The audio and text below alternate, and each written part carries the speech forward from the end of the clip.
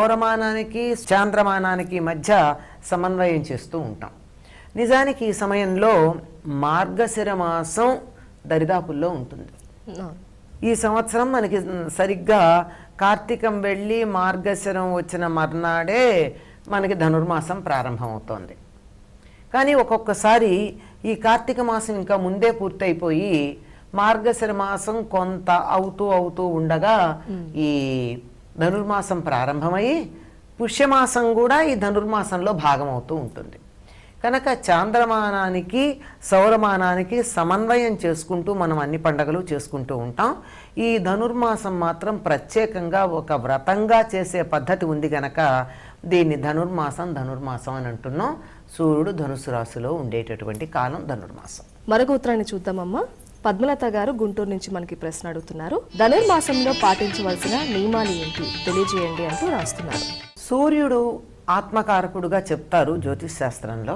ఆత్మకారకుడైనటువంటి సూర్యుడు ధనుస్సు రాశిలో ఉంటాడు గనక ఆ సమయంలో జీవ ప్రజ్ఞ ఎక్కుపెట్టినటువంటి వింటి నుండి వదిలినటువంటి బాణంలాగా వేగంగా లక్ష్యానికి తగులుతుంది. ధనుస్సు రాశికి ఉండేటటువంటి గుర్తు కూడా జ్యోతిష్ శాస్త్రంలో ఎక్కుపెట్టిన ధనుస్సే గాని గోడకి తగిలించిన ధనుస్సు కాదు. అంటే మన శక్తి ఎలా ఉంటుంది, సరిగ్గా ఎక్కుపెట్టిన బాణంలాగా ఉంటుంది.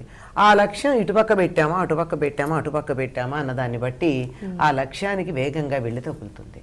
కనుక ఈ సమయంలో మన లక్ష్యం ఏదైతే ఉందో అది సరైనదిగా పెట్టుకున్నట్టయితే అనుకున్న చోటికి వెళ్ళి మనం అనుకున్నది సాధించడం జరుగుతుంది. కనుక సాధన చేసేటటువంటి వాళ్ళందరూ కూడా చాలా నియమనిష్టలతో ఈ ధనుర్మాసం అంతా ఒక వ్రతంగా పాటించడం మనం చూస్తూ ఉంటాం. ధనుర్మాస వ్రతము అనేటటువంటి పేరుతో. దీన్ని పల్లెటూళ్ళల్లో, మనది మౌలికంగా వ్యావసాయిక దేశం గనక పంటలు ఇంటికొచ్చేటటువంటి కాలం గనక అందరి దగ్గర సమృద్ధిగా ధాన్యం ఉంటుంది. ఎంతటి బీద వాళ్ళకైనా తరువాతి రోజుల్లో లేకపోవడం జరగచ్చు, కానీ ఈ సమయంలో మాత్రం ఇంతో అంతో ధాన్య సంపద ఉంటుంది గనక చాలా వేడుకగా జరుపుకుంటూ ఉంటారు. ఒక రకంగా వ్యవసాయ పనులకి కొంచెం ఖాళీ ఉండొచ్చు. ఎవరైనా ఆలస్యంగా చేసుకున్న వాళ్ళకైతే కాస్త పని ఒత్తిడి ఉండొచ్చు.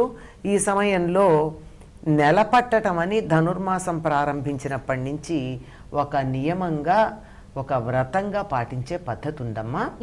ఈ సమయంలో చాలా తెల్లవారుజామునే లేచి సూర్యోదయం అయ్యే లోపలే, చాలా ముందుగానే, సూర్యోదయానికన్నా చాలా ముందుగానే ఇల్లు శుభ్రం చేసుకుని, దేవుణ్ణి శుభ్రం చేసుకుని, తులసి కోట దగ్గర పూజ చేసుకోవడం మనకు కనపడుతూ ఉంటుంది. గోదారంగనాథుల పూజ ఇంట్లోనైనా చేసి తులసి దగ్గర దీపం పెట్టడము, లేదా కొంతమంది అసలు తులసి దగ్గరే ఆ పూజ చేయడమో ఉంది.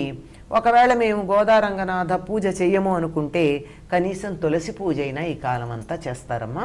తెల్లవారుజామున లేవడం ప్రధానమైనటువంటి లక్షణం. ఎందుకు అంటే చలికాలం గనక ఇంకో గంట పడుకుందాం అనిపిస్తుంది. అటువంటి సమయంలోనే మన శరీరం బద్ధకానికి లోనయ్యి అనేక రకాలైన అనారోగ్యాలు రావడానికి హేతు అవుతూ ఉంటుంది. కనుక చురుకుతనం తెచ్చుకోవాల్సి అని తెల్లవారుజామునే లేవడం, ఇంకా అనేక రకాలైనటువంటి పద్ధతులు మనకు పల్లెల్లో పాటిస్తూ ఉంటారమ్మా. ధనుర్మాసం